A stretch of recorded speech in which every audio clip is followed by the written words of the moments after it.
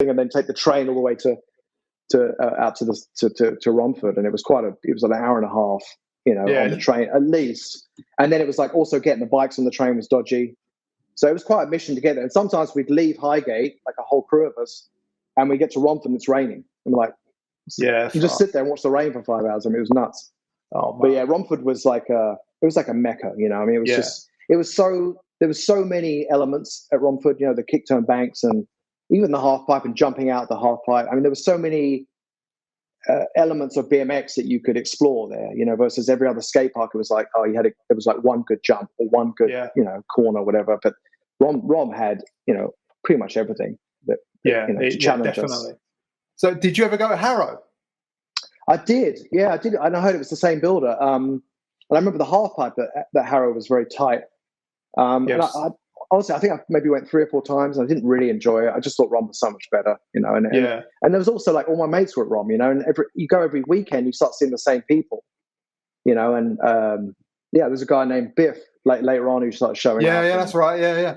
And and even actually early days, I know I rode there a couple of times with Paul Wright, and he was sort of switching back and forth, roller skate, skateboard, and BMX. Yeah, that's Paul in the snake run, like doing 2-3 for airs out of the snake run. I was like, damn, that was crazy. Goofy footed, yeah. You remember, he was all right. Oh yeah. Well, I just thought it was cool too because he was skateboarding.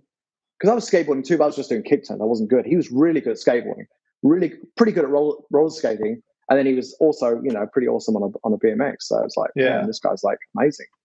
Yeah, he's a wheel phenomenon, isn't he? He's always been like that. Still is, man. He still skates Edneys. Excellent. I love it. Yeah. Yeah. It's so good to hear that people still do it. So and then I saw so you started going to Rom and you still had that like Super Goose, and then I saw some pictures a little bit further on, which must have been like a year after you've been going or something. I don't know how quick you progressed, but you're doing like pretty huge airs in the performance on a white Skyway. It looks like white Skyway, but actually, I hope I'm saying this right. Before that, I had a pro class. Okay, so I wanted to know the story of the pro class. I've heard about the pro class met a demise. Did it? Yes, very quickly. Yeah. So I was on a Super Goose. So the next best frame up from that was the pro class, and that was like a really pristine frame, but it was a race frame. And somehow, I don't remember who I got it from, but it was probably a dodgy deal, like from someone down at Canclose who'd stolen it or something. But it was a pro class, no stickers on it, just down to metal, raw. And it looked awesome because it was like that brushed nickel look. Yeah. And I had that. And I think I immediately broke the forks. And so I put landing gear on there, which was actually a big mistake in the long run because they're so rigid. So you've got these rigid forks on a race frame that isn't really that strong.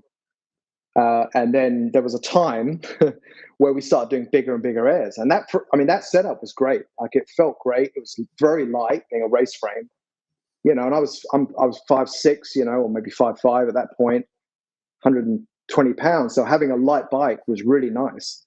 And I remember just immediately, boom, like out the performance, like I just had so much more control on that bike. And it was like I could maneuver, I could table it, and it felt amazing. And then right around that time, I think I was getting about 10 out of the performance, about 10 feet. And there was a couple of us that were in that sort of range. And then I was like pushing, and I was always like competitive. I always want to go a little bit higher than everybody else. And there was a rumor that Mike Dominguez did a 13-foot air. I can't remember. It was like literally, we were at Romford and some little kid comes up and goes, "Oh, I heard Mike does 13." I'm like, "What? 13? All right, let's do it." And we went, we started at the back of the reservoir, so the very, very back, where there was a driving course back there or something. Yeah, that's right. It's still there. Yeah. Okay. So, yeah. So we started there, that big bank, dropped in, but then it was uphill, uphill to the performance. So you just cranking. And I think I even put a bigger sprocket on the front because I couldn't get enough speed. So I got to about 11, and I think I literally couldn't pedal fast enough to get the speed. And then I think I put a bigger chainring on it. And then that day we were just possessed. And there was a few of us going for it. And then they all stopped around 10, and I just kept going. And every time, and it just felt amazing. Like it was just flowing. I was in a meditative state, if you like, and everything. And I was landing good, and everything was cool. And then I went for this one. I just gave it an extra few cranks as going into the bowl, went up. And I remember going up and I was like, fuck, this is way higher than I've ever been. I was like up in the air. And I looked down, you know, and the ROM has that, and the performance has that sharp edge. You know, you can't hang up on that. It's game over. And I remember thinking, oh, I think I'm going to hang up, dude. So I did a bone air, pushed the back out, you know, did the old pull in as hard as you can and crunch. I don't know why. And I landed. And I landed okay, but I landed a bit further down. And the head tube just snapped. So my hands and the handlebars went one direction, and then my pedals and the back of the bike went the other direction. And the only thing connecting the bike was the back brake cable. So I didn't have a front brake. And of course, it went like this, and I had a helmet on. Thank goodness, I hit my head, and I remember hearing the visor flying around the bowl, and then I was out.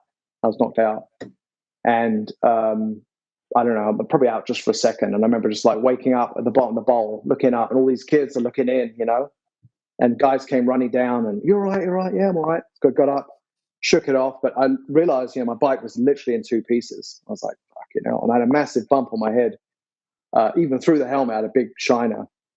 And was a little bit freaked out, but I was like, fuck, that was cool, you know. That was a good day at ROM. Yeah, I heard that story back in, well, it must have been not long after it happened. It was because Phase 7 was our local shop, so those stories circulated, you know. Yeah, I heard the Pro Class broke on the big air, the speaker is what everyone was saying. So yeah. Well, someone later on, about maybe the next week I was there, came and showed me a picture. Look at this. It was taken from the sort of perspective. There was pictures from everywhere, but they shot it from the swimming pool. The white pool, and it was shot sort of straight across, and you could see the speaker was under the sprocket of the frame, so you could see the speaker under the bike. And I was like, man, that's gnarly, because it was just it was a really crappy photograph. I was like, wow, that's pretty gnarly. But back then, you know, decades before social media, you were like, oh, that's cool, whatever, and you just didn't. You know, now you're like, oh, let me scan it, take a picture, and upload it to Instagram in 5 seconds. But it was like, oh, that's great, I'm stoked, and that was it. That was all the verification I needed, really, that it was at that height. And I think they thought that speaker, I don't know how high it really is, but someone said it was 13 or something. Yeah, it was 13 is the rumour that it was, yeah. I've seen, which was the magic number in my head, because I was like, Dominguez got 13, I want to get 13, and I think that speaker's 13, so that was the goal. That's pretty fucking, and that was what was that, early 84 or 83? 84 it must have been, surely. It was pre-skiing and skate park, so it must have been either early 84 or late 83. Yeah, I'd say it must have been 84. Otherwise, I wouldn't have known, because 83 I was too small to have been frequenting them scenes. Who else was blasting that bowl at that point in time? There was a couple of guys, but I don't really remember them, to be honest. I'm pretty sure Pikey was there. I don't know. I can't remember the names. It wasn't any sort of big names, but there was just some local guys that just used to blast and get pretty high. Yeah, I remember every time I went, there was always someone that I'd never seen before going high, 6 or 7 foot. Yeah. And I've got pictures of, let's fast forward a little bit now, but I've got pictures of Tony McKenzie and Damon Nichols getting easily at 9 feet out of performance, just clean. So everyone was blasting back then. Ralph Tribe was always quite good in that. That's another one, bowl, good style. Yeah. I remember him as a youngster. Yeah, really good, really light as a feather. That's right.